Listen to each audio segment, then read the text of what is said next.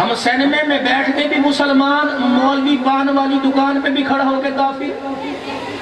مولوی صاحب آپ یہاں کہاں؟ یا مولویوں کا کیا کام ہے؟ سبزی کی دکان پہ مولوی صاحب آپ کہاں؟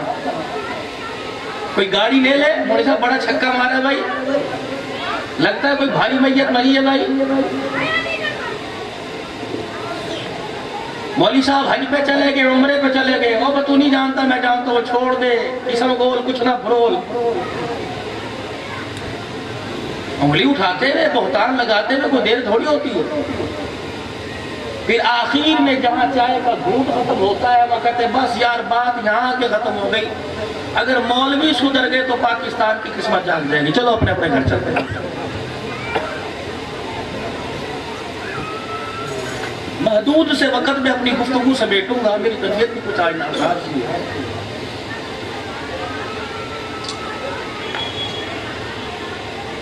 ابھی پچھلے دنوں فیصل آباد میں ایک پروگرام ہوا، تمام مسالک کے علماء اکرام، تو علماء دیوبند کی طرف سے مجھے پنجاب میں چنا گیا، تو میں اسٹیج پہ حاضر ہوں۔ مجھے اس کا آپ نے سب سے یقین ہے،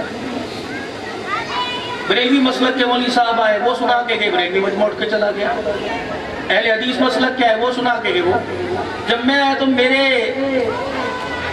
ہم ذہن لوگ بیٹھے ہوئے تھے، میں نے کہا آج کے بعد یہ نہ کہنا کہ مولوی اکٹھے ہو گئے تو قسمت جاگ جائے گی، تم اکٹھے نہیں ہوتے۔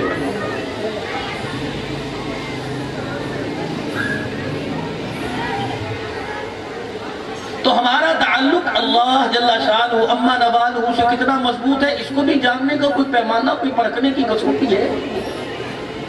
آؤ میں آپ کو بتلاؤں، پھر آپ صبح اس کا مشاہدہ کیجئے گا، فجر کی نماز سے لے کر عشاء کی نماز تک۔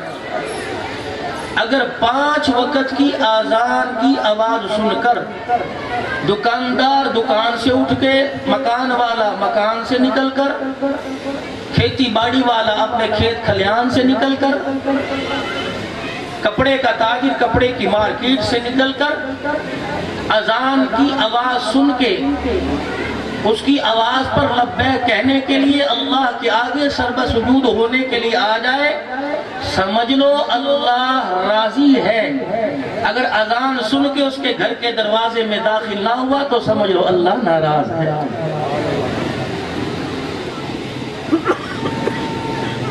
انسان کی معراج نماز ہے۔ الصلاۃ معراج المؤمنین، مومنوں تمہاری معراج، تمہاری بلندی، تمہاری عزت کی انتہا معراج نماز ہے۔ اس وقت امت کا بیشتر طبقہ پستی میں ہے، بلندی پہ نہیں ہے۔ نماز، دنیا کی ہر چیز ہمارے پاس ہے، نماز کا سجدہ ہمارے پاس نہیں ہے، اور معاف کرنا یہی بندگی کی پہچان ہے۔ ضلع سکھر کے غیور مسلمانوں اندازہ لگاؤ، فجر کی نماز کتنوں نے پڑھی، ظہر میں کتنوں نے سجدہ کیا، عصر میں کتنے اذان کی آواز سن کے لبیک کہہ کے حاضر ہوئے، مغرب میں کتنوں نے دکانیں بند کی، عشاء کی اذان سن کے کتنے دسترخوان سے اٹھے۔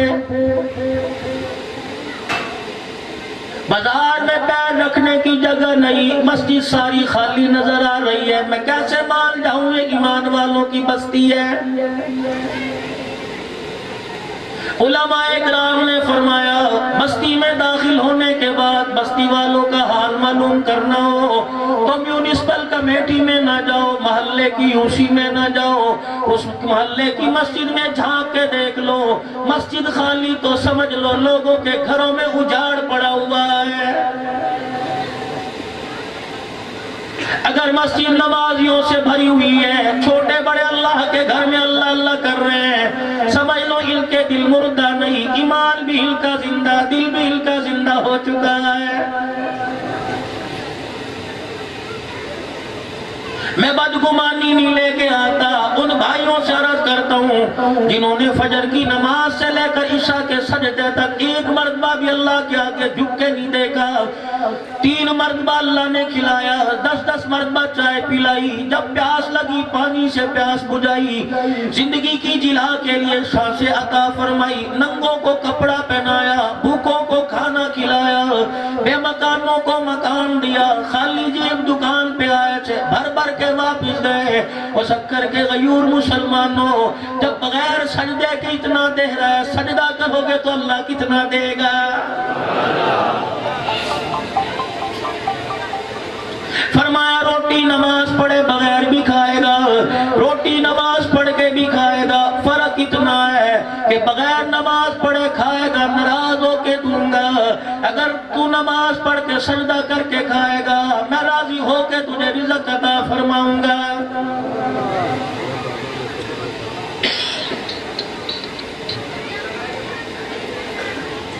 سلطان الاولیاء کے پاس، سلطان الہند کے پاس ایک نوجوان آیا، سلام کیا، جواب ملا. آپ نے فرمایا کیسی گزر رہی ہے؟ کہنے لگا جی مل گیا تو اللہ کا شکر ہے ورنہ صبر تو ہے ہی. فرمایا پرے ہٹ کے بیٹھ جا، اٹھ کے چلا جا، جو کام تو کر رہا ہے یہ کام کتے بھی کرتے ہیں. مل گیا تو کھا لیا ورنہ تم ہلا کے کونے میں بیٹھ گئے. یہ انسانوں کی شفت نہیں، یہ کتوں کی شفت ہے. تو اللہ والے پھر میں کیا کروں؟ فرمایا مل گیا تو اپنی بھوک کسی دوسرے کی بھوک پہ قربان کر دے، نہ ملا تو صبر کر کے بیٹھ جا. یہ انبیاء کی صفات میں سے صفات ہے.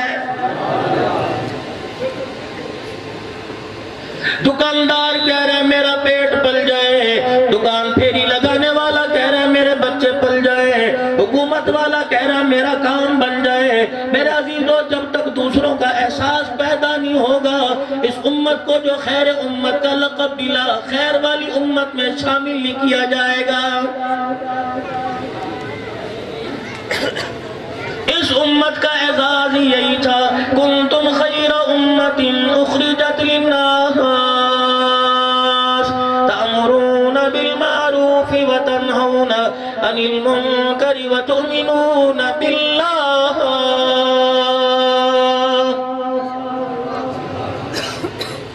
میرے پہ یقین نہیں آتا، میں پنجاب کا، میں پردیسی آدمی، میں مہمان آدمی، اور میرے عزیزوں میرے سے کمی پیشی ہو گئی، لوگ کہیں گے درگزر کرو مہمان ہے.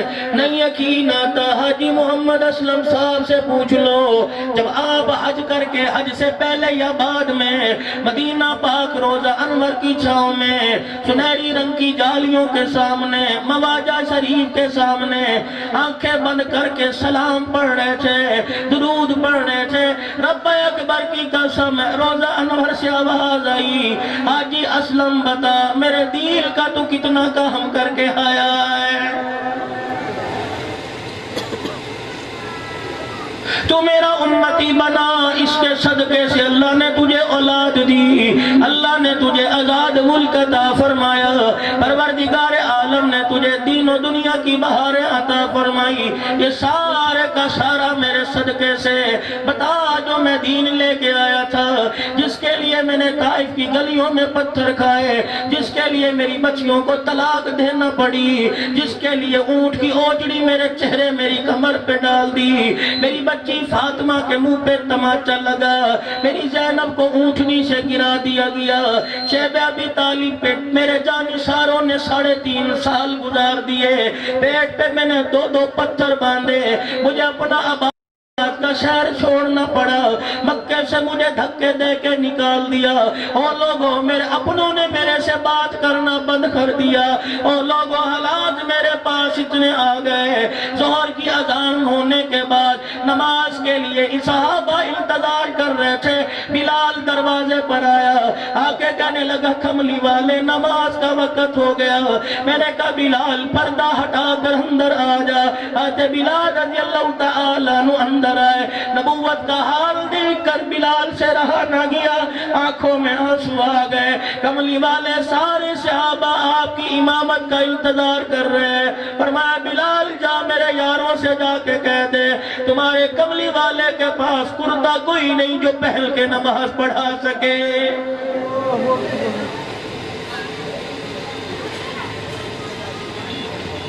روزانہ کپڑے بدلنے والوں، گرمی کے علیحدہ، سردی کے علیحدہ، موسم بہار خزاں کے علیحدہ، غمی خوشی کے علیحدہ، موت میت کے علیحدہ.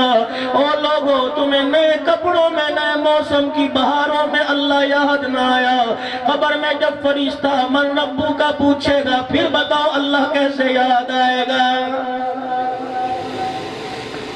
جسے ایسی روم میں اللہ یاد نہ آیا اسے قبر کے اندھیرے میں اللہ کیسے یاد آئے گا؟ اور جسے اذان سن کے بھی اللہ یاد نہ آیا مجھے بتاؤ کفن میں لپٹ کے اسے اللہ کیسے یاد آئے گا؟ اگر میرے عزیزوں فرشتے قبر میں پوچھے من ربو کا، تیری زبان سے بے اختیار نکلے ربی اللہ، تو پھر اس نام کو اتنا پکا لے، روٹی سے زیادہ اس نام کو یاد رکھے، پیاس سے زیادہ اس نام کو یاد رکھے، اتنا اللہ اللہ کرنے لگ جا، خدا کی یاد میں اتنا مست ہو جا، تو گھر سے نکلے دیکھنے والا تیرا چہرہ دیکھے، تیرے چہرے کی نورانیت کو دیکھ کر خدا یاد آ جائے، اور تیرے قدم اٹھنے کو دیکھ کر آمنہ کا لال مصطفیٰ یاد آ جائے۔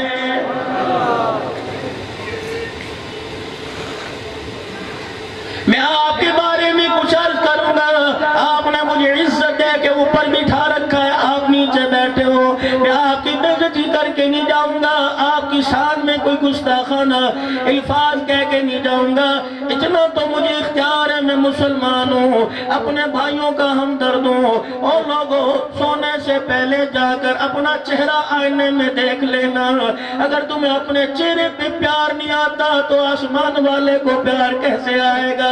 ہر ایک کے چہرے پر بے نمازی کی نحوست ٹپک رہی ہے، جھوٹ بول بول کے میرے عزیزوں میں آپ کی بات نہیں کرتا، آپ تو میرے نبی کے پیارے سونے امتی ہو، لیکن بازاروں میں جا کے دیکھو رب کائنات کی قسم شکل انسانوں والی، کرتوت لوگوں کے جانوروں والے نظر آ رہے ہیں۔